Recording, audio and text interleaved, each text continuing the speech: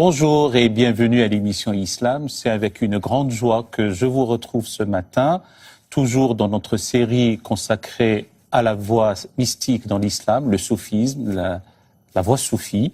Aujourd'hui, c'est le 4e épisode. Il est consacré aux grandes confréries soufis. Cheikh Khaled Bentounes, bonjour.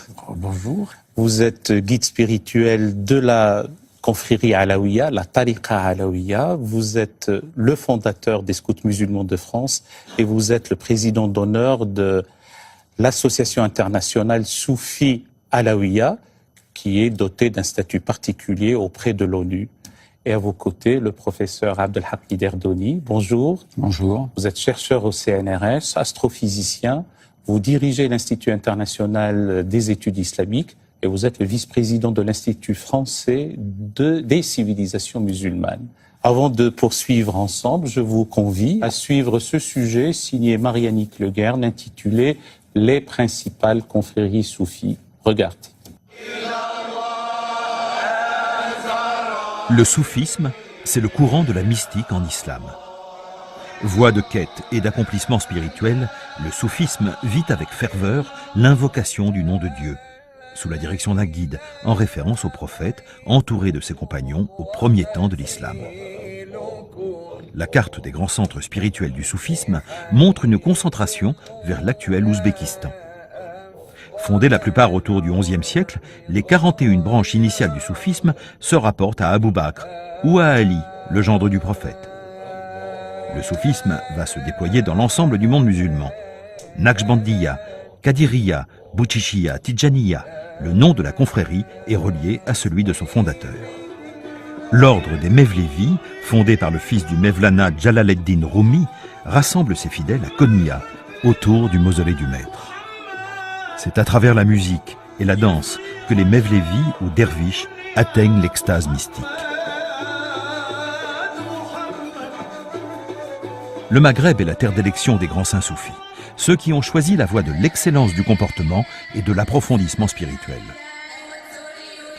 Loin du dogmatisme, les confréries prônent l'amour de Dieu par l'intelligence, par le cœur et par l'âme. Au lieu de rencontres spirituelles, les mausolées des grands maîtres soufis font l'objet de veillées auxquelles se joignent avec ferveur des milliers de fidèles chaque année au Maghreb.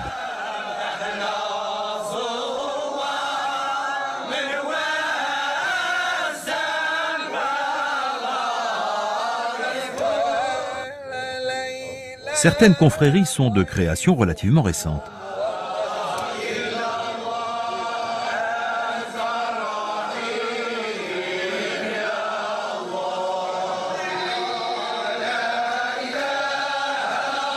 Ainsi, la Tariqa Tidjaniya, fondée à la fin du XVIIIe siècle par le cheikh Ahmed Tidjani, rayonne aujourd'hui bien au-delà des frontières de l'Algérie, du Maroc ou du Sénégal. Les soufis sont aussi de grands voyageurs.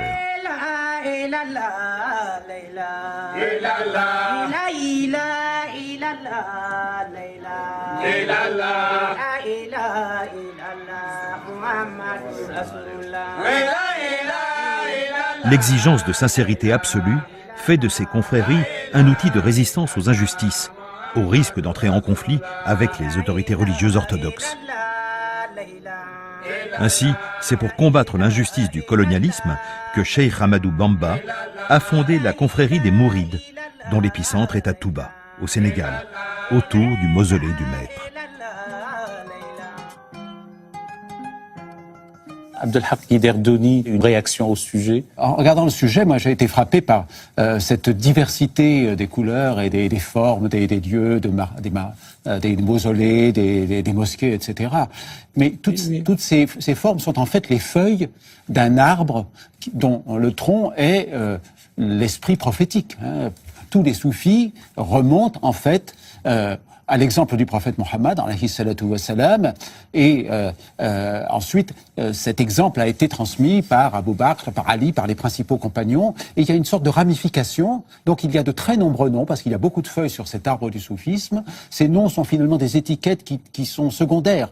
Chaque fois qu'il y a un maître important, la confrérie change de nom, il y a une branche qui pousse, il y a un nouveau rameau, mais au fond c'est la même sève qui irrigue toutes les branches. Cheikh Khaled Bentounes, la tariqa, la voie, la confrérie alaouia. Pouvez-vous nous dire comment est-elle née, dans quel contexte, qu'est-ce qui la caractérise? La tariqa alaouia est née au début du XXe siècle avec le Cheikh Ahmed Ben Mustafa Al-Alaoui de Mostaganem, une grande famille de juristes. D'ailleurs, il est aussi en Andalou, le Cheikh Al-Alaoui, à travers ses ancêtres. Il y a encore un village qui porte le nom de Ben Aliwa jusqu'à aujourd'hui, tout près de Cordoba. Donc, la tariqa al-Alaouia, sa spécificité, c'est que le Cheikh Al-Alaoui est né à un moment où son pays était envahi par la colonisation française.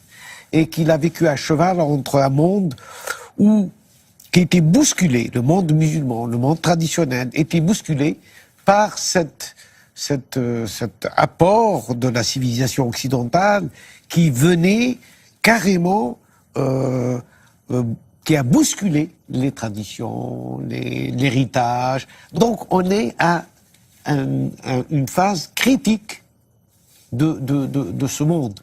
Et l'élite qui était dans ce pays, l'Algérie, l'élite des ulama, l'élite de ce pays. Les oulémas étant ceux qui savent, les docteurs de la loi. La plupart avaient immigré, ne voulant pas vivre sous une autorité qui n'était pas musulmane.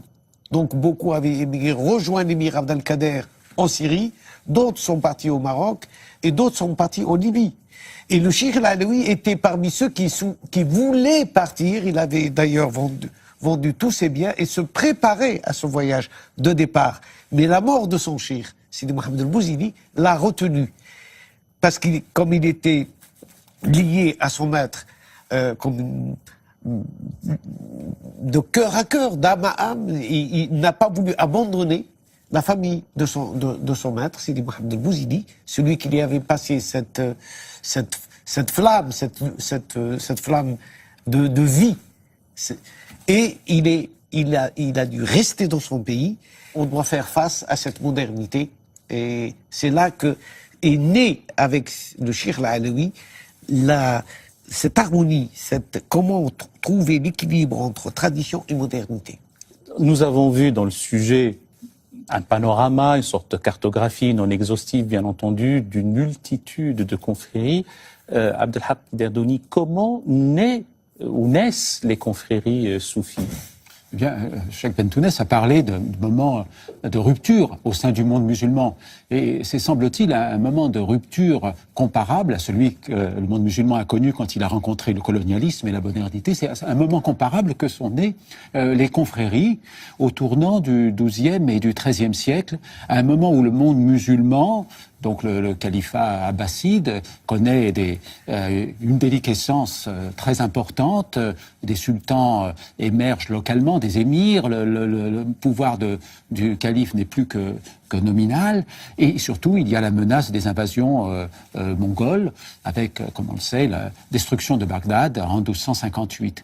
Et c'est à ce moment-là que le soufisme, qui était plutôt une relation de maître à disciple réservée à une minorité, s'est, semble-t-il, adaptée pour être suivi par davantage de gens. Donc au XIIe siècle, puis ensuite au XIIIe siècle, on assiste à la naissance des premières confréries, la Qadiriya, avec Abdel Qadir al-Jilani à Bagdad, et puis la Rifa'iyya, donc aussi à peu près au même moment et au même endroit. Et puis un peu plus tard, la Chadiliya, donc à Alexandrie, au Caire, en Égypte, au tournant entre la fin du XIIIe siècle et le début du XIVe siècle. Et ces confréries vont être des structures avec un maître, des représentants, des muqaddem, des disciples, une sorte d'étiquette, un drapeau en quelque sorte, des ordres contemplatifs qui vont recueillir l'héritage du soufisme qui était auparavant plus informel et plus privé en quelque sorte, dans le sens où c'était une relation de maître à disciple qui se propageait à travers le temps. Alors les confréries sont nées à ce moment-là et elles se sont diversifiées petit à petit à l'intérieur du monde musulman, d'Orient en Occident, du Nord au Sud, suivant ce qui a été dit dans le sujet que nous avons vu. Cheikh Khaled Bentounès, Encore une fois, nous avons vu une présentation qui n'englobe pas l'ensemble des confréries soufis, notamment à travers l'histoire et même leur étendue dans l'espace. Qu'est-ce qui les caractérise? Y a-t-il des nuances? Quel est leur enseignement? C'est certain qu'il y a des nuances, parce que c'est quand même des écoles de pensée. Il ne faut pas oublier qu'il y a une spécificité, et le soufisme s'est adapté dans les régions où il a été.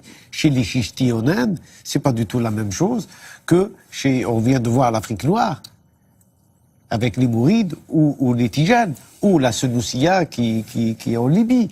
Donc, et chaque mouvement est né, parce que n'oublions pas encore une fois, c'est une revivification d'une même chaîne qui se transmet dans la continuité, dans l'espace et le temps.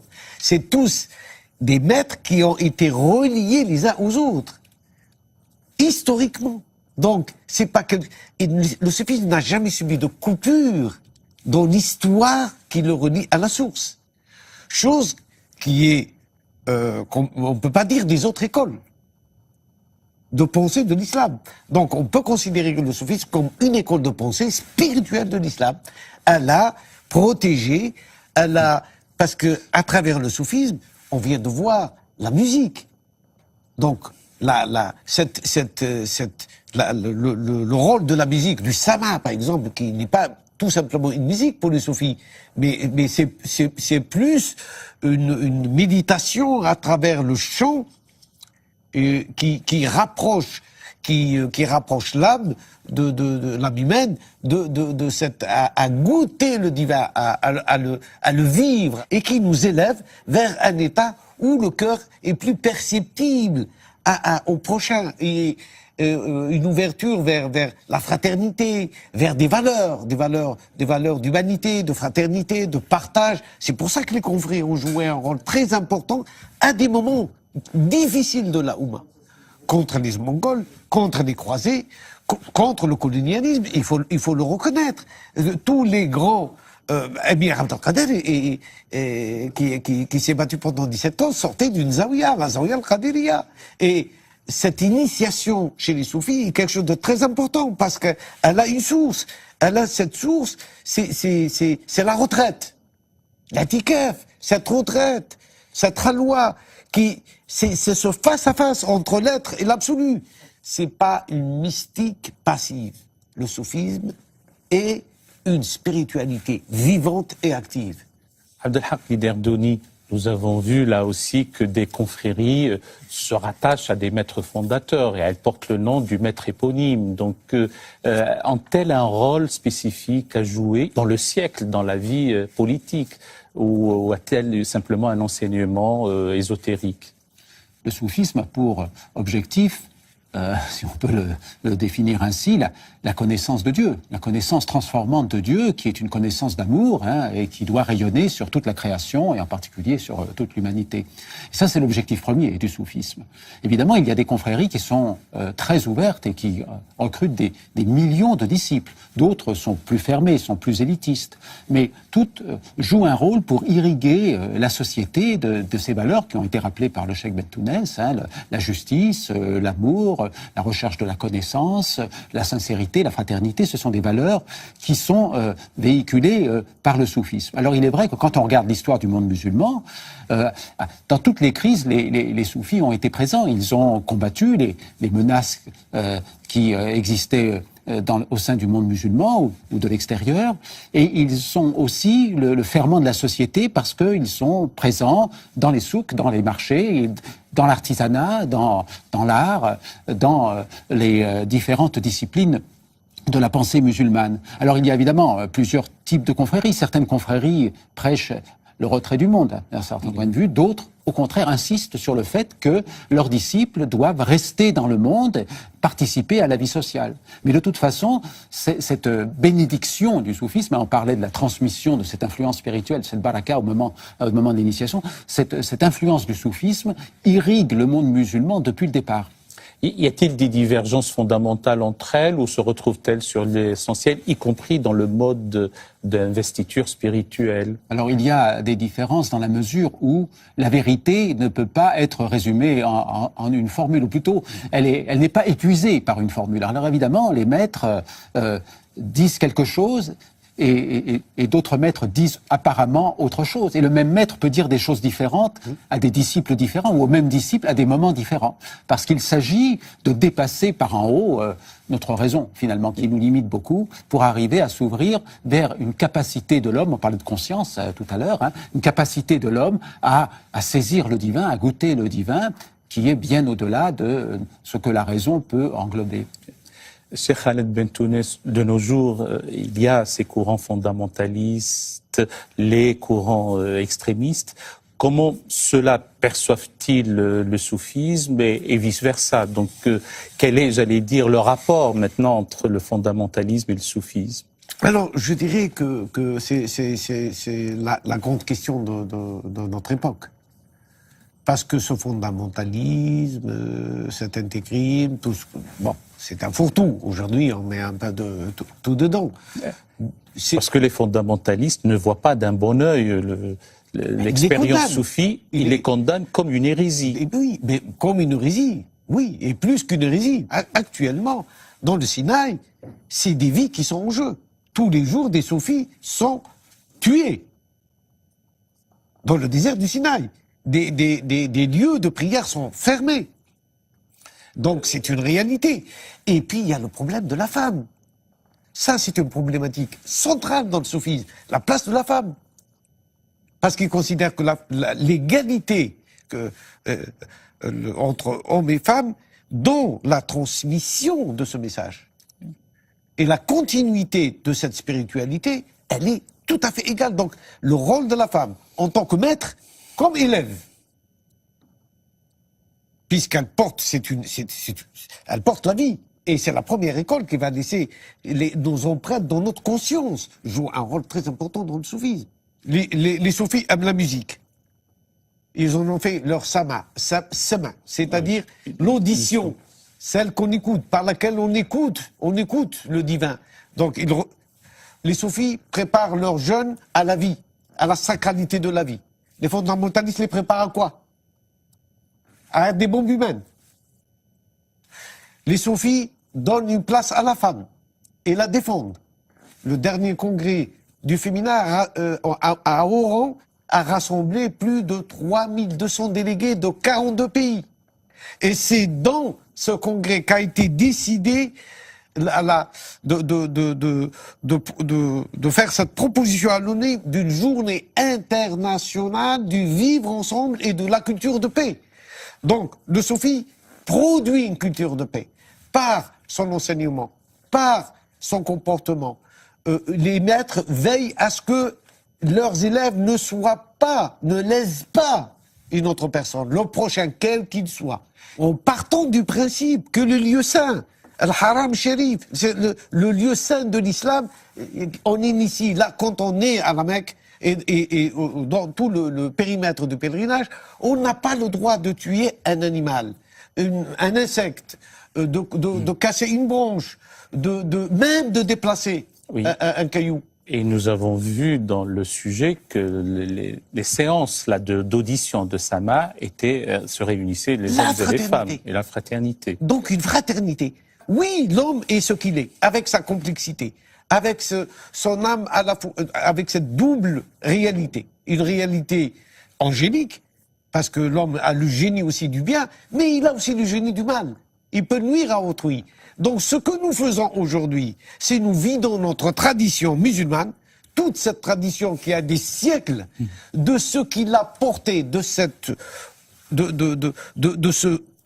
vie, de cette transmission, de cet enseignement qui promet et qui sème la vie et l'espoir vers un monde de désespoir, vers un monde où l'art est banni, où la musique est bannie, où la femme n'a pas sa place, où on est dans la caricature de l'islam. Abdelhak Guiderdoni, nous avons vu dans le sujet que les mausolées et les lieux où sont inhumés les grands maîtres deviennent des hauts lieux de spiritualité et de rencontre. Il se trouve que les fanatiques, les extrémistes, les détruisent. Alors, le soufisme est une réponse à ces exactions? C'est difficile à dire, oui. Le soufisme, c'est le contraire de ces exactions. C'est-à-dire que, comme ça a été rappelé, le soufisme, c'est l'amour, c'est l'entraide, c'est la fraternité, c'est le respect et c'est surtout l'absence de jugement de l'autre, parce que Dieu seul les juge. Alors, on est actuellement dans une période très dure pour le monde musulman, pour le monde en général, où il y a beaucoup de violence dans le monde musulman et ailleurs. Et on peut se poser la question du rôle du soufisme. Simplement, voilà, l'homme est ce qu'il est. Il y a l'esprit en lui, mais il y a aussi la part de l'argile qui est ténébreuse. Et quand cette part de l'argile prend le dessus, on assiste à des horreurs, comme on le voit malheureusement tous les jours. Alors comment faire? Effectivement, la grande question, c'est celle de l'éducation. Ça a été dit tout à l'heure. C'est l'éducation. C'est-à-dire le rôle des mères et des pères, mais le rôle des mères dès la petite enfance pour éduquer les enfants à une culture d'amour, à une culture de respect. La mère, au sein de la famille, c'est la cellule de la société, mais aussi le rôle de l'école et des institutions. C'est le bébé. Le bébé, déjà, dès le premier jour, au sein de sa mère, il est dans une relation d'apprentissage. Donc l'exemple de la mère, l'exemple ensuite du père, et après la connaissance plus élaborée, c'est ça la grande clé. Donc malheureusement, on néglige l'éducation dans beaucoup de pays. Ça devient quelque chose de secondaire, alors que c'est assurer l'avenir, et d'autant plus que le monde au XXIe siècle est confronté à des problèmes considérables, qui sont entre autres les problèmes environnementaux, mais aussi les problèmes de choc éventuels entre les cultures, entre les grandes civilisations. Et il faut plus que jamais éduquer les enfants pour qu'ils soient prêts au monde du XXIe siècle. Et là, le soufisme est fondamentalement une discipline d'éducation. C'est la tarbiya, c'est l'éducation spirituelle, parce que il suffit pas d'apprendre à lire et à écrire, il faut aussi s'éduquer à la vie, et le soufisme est une école de la vie. Bien. Merci infiniment. Merci à Abdelhak Guiderdoni, merci Cheikh Khaled Bentounes. Chers amis téléspectateurs, je vous présente les ouvrages qui nous ont servi comme base de discussion, toujours pour préparer l'émission. Cheikh Bentounes, de vous, l'ouvrage que vous avez écrit, L'homme intérieur à la lumière du Coran, chez Albin Michel, dans la collection Spiritualité vivante. L'ouvrage de Thierry Zarcone chez Gallimard, dans la collection Découverte, Le soufisme, voie mystique de l'islam. Le livre d'Al-Ghazali, Al-Ghazal des Latins, L'éducation de l'âme, vous qui avez parlé de l'éducation à Abdelhak Guiderdoni. La traduction et la notation est faite par Idriss Devos, chez l'éditeur Al-Bouraq. Il s'agit d'une partie de la revivification des sciences de la religion. Ces paroles de vérité de Ostad Elahi, chez Albin Michel, dans la collection Spiritualité vivante. Chercheur de vérité de Idriss Shah, et la préface est de Doris Lessing. Récits, dits et contes soufis, toujours chez Albin Michel, dans la collection Spiritualité vivante. Nous avons évoqué avec vous, chez Khaled Bentounes, Ahmed Al-Alawi, donc lettre ouverte à ceux qui critiquent le soufisme, chez l'éditeur Entrelacs, et la collection Hikma, qui veut dire sagesse. Et en parlant de sagesse, donc de Ahmed Al-Alawi lui-même, sagesse céleste. Donc là, il y a un traité de soufisme. L'édition est revue, corrigée et augmentée, toujours chez l'éditeur Entrelacs. Et puis, j'ai la déclaration de Paris, la vôtre, que vous avez élaborée déjà à l'UNESCO, comme une préparation d'une charte que vous avez présentée à l'ONU, Cheikh Khaled Bentounes. Effectivement, nous avons présenté à l'ONU cette journée internationale du vivre ensemble et de la culture de la paix. Et comme vous le savez, la culture de la paix est quelque chose de fondamental dans la construction du monde d'aujourd'hui et de demain. Comment préparer nos enfants à vivre l'un avec l'autre, à construire leur avenir l'un avec l'autre et pas l'un contre l'autre. Donc c'est toute une démarche qui permettra de faire de cette journée internationale du vivre ensemble et de la culture de la paix, afin que dans les écoles, primaire, secondaire et universitaire, il y ait des chaires qui soient créées pour la culture de la paix et qu'on puisse investir dans l'enseignement général de toutes les écoles du monde d'ici 2030, une obligation pour chaque pays d'inscrire la culture de la paix dans son enseignement. Restons sur cette volonté d'inscrire la culture de la paix dans l'enseignement à tous les niveaux. Merci de nous avoir suivis aussi fidèlement.